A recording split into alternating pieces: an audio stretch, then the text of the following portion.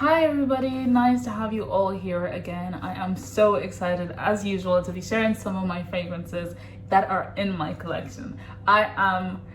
This one I haven't heard a lot of people talk about. I think they've just been a couple of YouTubers that have done just a brief overview through having it part of their collection. I think even when I bought this, there were about three reviews on Fragrantica, so I'm really excited because I know it'll definitely help someone to kind of hear how this fragrance smells. I have been wanting this fragrance in my collection for I think months, ever since this came out, and ever since one of the YouTubers mentioned that it smelled like Santal 33.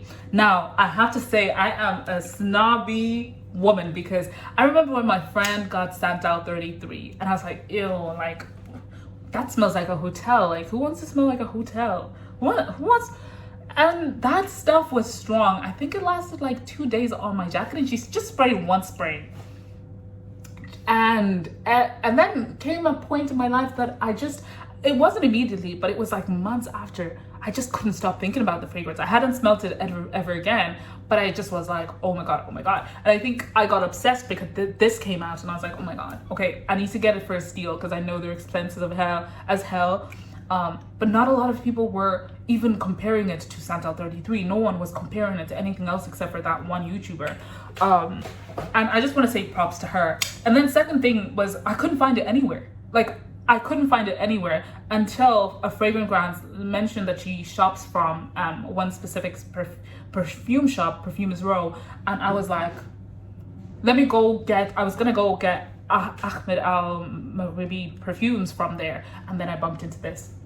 It was a no-brainer. That day my bank account definitely depleted and it hurt, but it was worth it. I think I spent something like 80 euro on this, and then with shipping it was definitely 100 euro.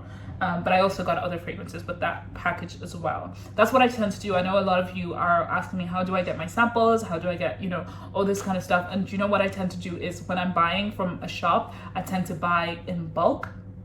And don't do that if you're, if that's not your style, but that's what tends to happen. And if they don't mention that they do special samples, especially if it's a big package, I tend to just ask within my purchase and say, hey, I know I made a big purchase. I don't know if you'd be able to, even if it's small, 1 milliliter testers, I'm happy. Anything you give me, I'm happy with. And that's normally how it tends to go. Some shops, they'll actually let you pick, some don't. And that's what happened here. And that's where I got some of my other samples that I shared with you, which was Hikaya Essence and the other fragrances that were in that collection.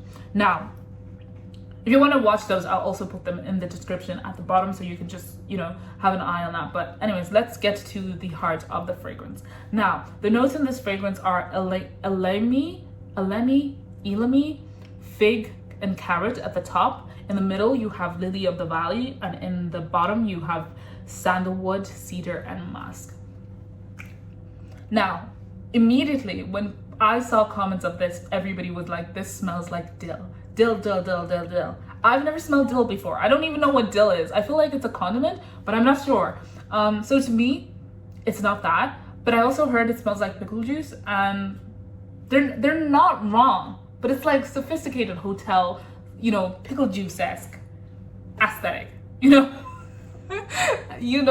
kind of like that. It's beautiful. To me, this is one of, it's up there. This is definitely not a regret that I bought this. It's beautiful. Now this comes off immediately. You can smell that fig and that carrot. I don't know what elemi smells like, but you don't smell that immediately. And then you smell lily of the valley. That's cedar and that's sandalwood. That cedar and sandalwood give it like a denseness, a woodiness. There's something I'm smelling here. It smells almost like a cucumber as well. Like, that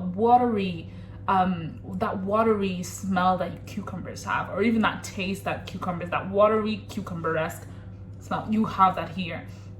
Now, to me, it smells a little bit pickled, but it doesn't smell completely pickled. It doesn't smell like vinegar.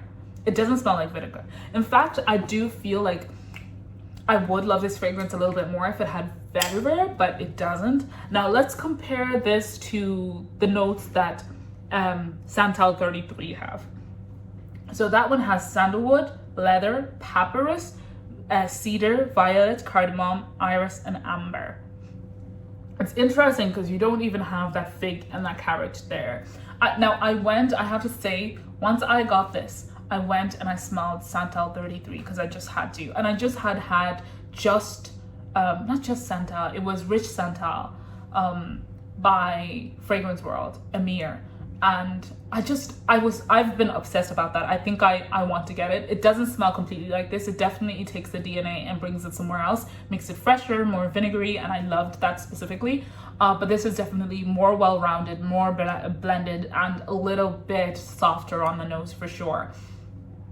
I went and smelled Santal 33. I just had to know. I had to know how close they are, and this, I was so surprised. This is 95% close. I think the only thing, if I remember perfectly, I wrote this down, like the only thing that was different was that I think it's the florals, it's that iris and that violet that made it a little bit more powdery even. But that was the only difference. Here, this fragrance is definitely a little bit more watery in texture, but that one was more powdery. But in terms of the denseness, the progression, like I definitely think after an hour they were totally the same. But again, this is 95%. Like you're not gonna spray this and walk past someone and be like, oh yeah, you're wearing a dupe. Like that's just not gonna happen. That's honestly, that's people with Santal 33, I believe, will even think you're wearing it. It's just the texture that makes it different. But in fact, I think the texture starts to become a little bit more powdery as time goes. So this it's definitely, to me, it's very close. It might as well be 1-to-1. I wouldn't think of going to get Santal 33 over this. Now, I would say maybe I would only consider it because of longevity, because this perfume lasts something like 8 hours. But Santal 33, like I told you, I sprayed it one spray on my jumper and I sprayed it for 2 days straight and it was still going strong. So that has no debate. I definitely haven't sprayed this on my jacket and seen it last for that long. In fact, I wear it to work mostly on skin. I rarely put it on my clothes, but it still hasn't given me that same type of performance for me specifically. But that doesn't make me, lean away from this. It is, after all, 100 ml. Wait, let me just double check. It's an 80 ml. It is, after all, an 80 ml. It's significantly cheaper than Santal 33 and it has majority of the performance. I can't, like the 2 hours and the 8 hours for me are not going to make a big difference. If it was 6 hours to 8 hours, that would be completely different for me. But because this is 8 hours plus, like I'm happy with it. I'm completely happy with it. Now, in terms of occasion, where would you wear this? You would wear this anywhere where you would wear Santal 33 essentially. You would wear this to work. You would wear this to brunch. You would wear this mostly in the summer. You wouldn't, it's not very much of a winter fragrance, but like you could pull it off in winter actually, because yeah, you could pull it off in winter. I think this is all year round, if I'm being absolutely honest. It's just a specific type of fragrance. This is definitely not a blind buy. Especially if you haven't smelled Rich Santal or Santal 33.